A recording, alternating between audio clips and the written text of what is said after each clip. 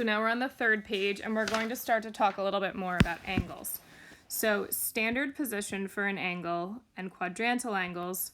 Defining standard position for an angle. Standard position is an angle with initial or starting side. So in my picture here, this is the initial or starting side, and that's always on the positive x-axis. So this initial side is always in the same spot, and the vertex is always on the origin. The other side of the angle is called the terminal or ending side. So your angle, when it's positive, will open in this direction and end somewhere. It does not have to be the second quadrant, but it could be basically wherever it ends. That could be in the first quadrant, or if it went all the way around to the third quadrant, that would be fine too. So just going to erase some of that mess as we talk about it. Next piece of information, positive angles go counterclockwise as we see in this picture. So counterclockwise, sorry about my handwriting with the stylus. So it says counterclockwise. While negative angles go, and I'm going to write it a little bigger next to it, clockwise, so you can read it better. How many degrees are in one rotation? So if I went the whole way around for my angle, that would be 360. So our next topic is something called quadrantal angles, which are angles with terminal sides on the axes. So we're going to label all the quadrantal angles. If you want to pause it at any time and try them on your own, that might be a good idea, but I'm just going to label them now.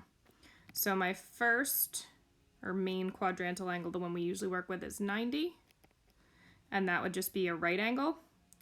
I also could think of the first one, and I'll do this in a different color, as the angle that's just right here. So that's 0 degrees if I really didn't go anywhere. Then we also have a straight angle, which would be 180. And lastly, we can have 270. Now, we can continue with these angles, so I could think of 0 as going the whole way around the circle, and then I could label this 360. We're not going to spend too much time doing this, but we could also think of our 90-degree angle if we went all the way around the circle and a little further. 360 all the way around the circle plus 90 is 450. We could think of our yellow angle if we went backwards in the counterclockwise direction as negative 90. So I'm going to circle the ones we're mainly going to work with. These are just like kind of our basic one rotation angles. So just realize though that these are the main ones we work with, but I know it seems kind of weird right now, but you can go more than one time around the circle. So for the next section down here, we're going to label all these points with angle measures. I'm actually going to zoom in and label the points so I can write a little bit more clearly. So you're going to have to kind of read the directions with me, but we're not going to be able to see them. So label all the points A through P. So part A, which we can't see, says draw an angle in standard position through each of these points. So what I'm going to be doing is I'm going to be drawing angles like this. So I'm going to pause the video again. I'll draw a couple more just so you get the idea. So you're going to go the whole way around the circle, hopefully straighter than I am, and draw in all those angles. Okay, so now that I have all those angles labeled, part B in our steps, if you look on the left-hand side, says label the angle measure in degrees of each quadrantal angle. So we should be fine to do this. I'm going to use those basic values, so 0 and 360 down here, right? We have 90 up here, not to be confused with the negative 90 that was on the other picture. We have 180 and 270. So part C, it says the four angles that pass through the points that are closest to the x-axis are exactly 30 degrees away from the x-axis. So I'm actually going to take green and just label these. So there are the angles associated with B, H, J, and P, and what the directions say is each of these is 30 degrees away from the x-axis. So that kind of obviously tells me that angle B is 30 degrees, but then the question becomes, how do I know what H, J, and P are? So basically I just take whatever measurement is on the axis that's closest or that it built off of, so this is 180, and I'm going to subtract 30 because I'm working backwards. So out here I have 150. In this direction I'm going to add 30, so I get 210. And in this direction I'm going to subtract 30, so I get 330. So what I'm going to do is I'm going to read the directions for part D and E, okay, but I want you to see if you can label the rest of the circle after we read those directions. So I'm going to choose black for the next one. It says the 4 angles, this is part D, that pass through the points that are midway between the X and Y axis. So that's this one, and this one, and this one. Those are my midway points. Each of those is 45 degrees away from the x-axis. So your goal is to label each of those other 3. Second part of your directions, it says for part E, the remaining 4 angles that are furthest from the x-axis are exactly 60 degrees away. So this is a 60-degree angle. We'll use yellow for these. And I want you to go through and see if you can figure out the measurements for the remaining angles. So I'm going to pause the video and try that now. So I moved the picture up a little bit, and then I put like boxes around each of my answers. So we see the 135, and I got that from subtracting 180 or 45 from 180. And then 225, I added 45 to 180. 315, I subtracted 45 from 360. And then the same idea with 60 degrees for the 120, 240, and 300. And I'm sure you can come up with a bunch of other patterns that would work for this, like adding 15, subtracting 30 to get the 60s. There's a lot of different ways you could do it, but the way I did it kind of fits in with the rest of the unit. So however you get them is fine, but this is something, this picture right here with these angle measures is something that we're going to need to know for the future. So let's go on to the last page.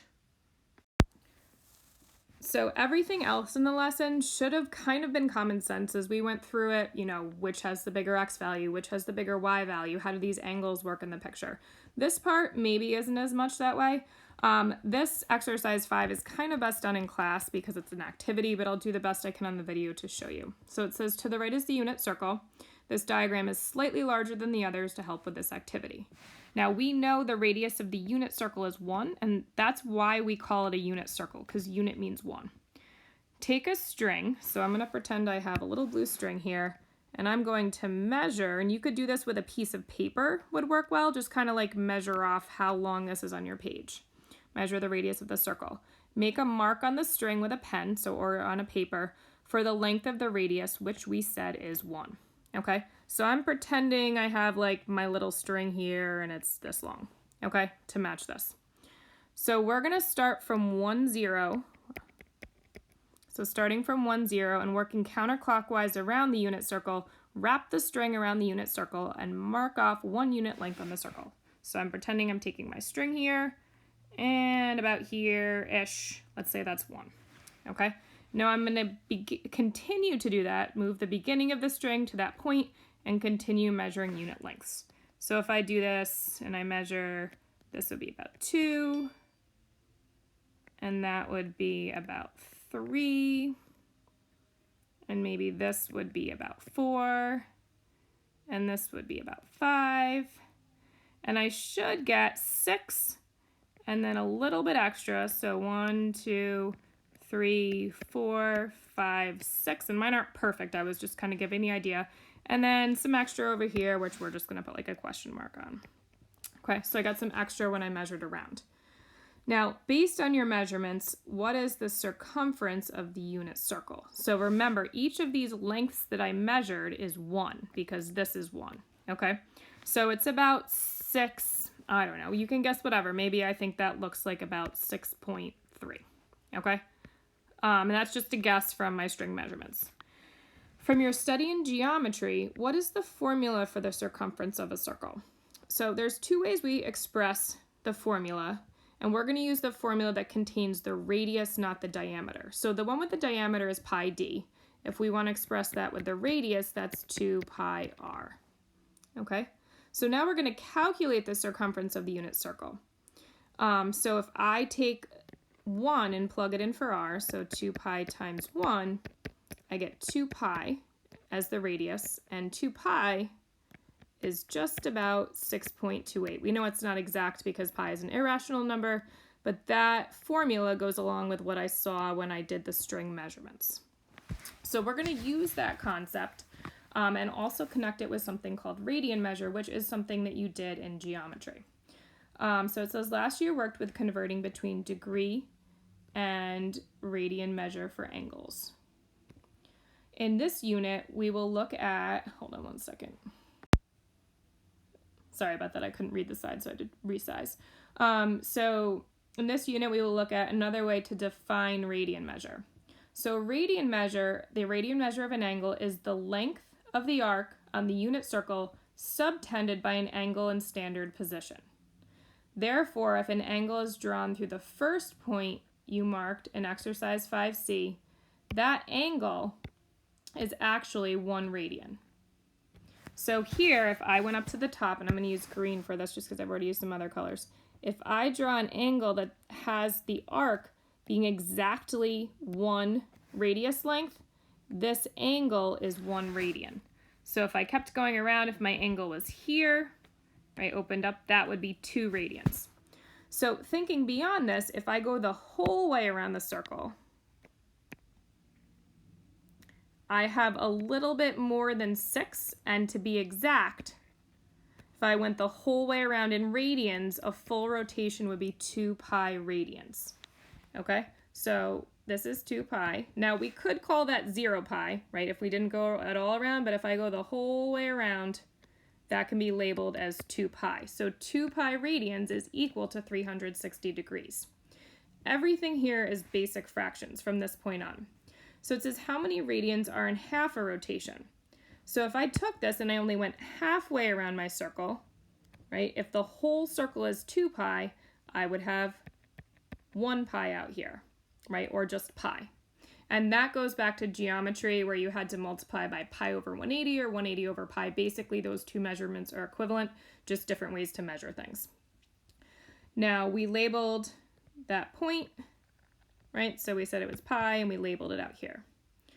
So use this information to label the other 2 quadrantal angles. So I'm talking about the one up here at 90 and the one down here at 270. So if half a rotation is pi, if I cut that in half, I would have 1/2 pi. Now going in the other direction, that would be like 1.5 pi, which goes right in between 1 and 2. But the way we usually represent this is with an improper fraction, so we would write it as 3 over 2 pi. Okay, but really it's just 1.5 in between 1 and 2. Moving on, now we're going to start to work on the angles that go with 45 degrees. So those other 4 ones that are kind of on the diagonal lines. So first off, we'll think in between 0 and 1/2 is 1/4 of pi. Now there's an interesting trick you can use. There's a lot, as I said, a lot of different ways we can think about this, but if we just start counting, so this is 1/4, here's 2/4, which is 1/2. Here's 3/4, so that's 3/4 pi. Sorry about that. Here is 4/4, right, because we're at 1. 5/4. 6/4 is reduces to 3/2, and then 7/4, and finally 8/4 would reduce to 2. So if you think of this as like counting by quarters, and basically some of them have already there and they just reduce, that's what's going on in that picture. So the homework is related to this. A lot of it is just kind of like practicing the things we learned. So at this point, you should be ready to go into the homework.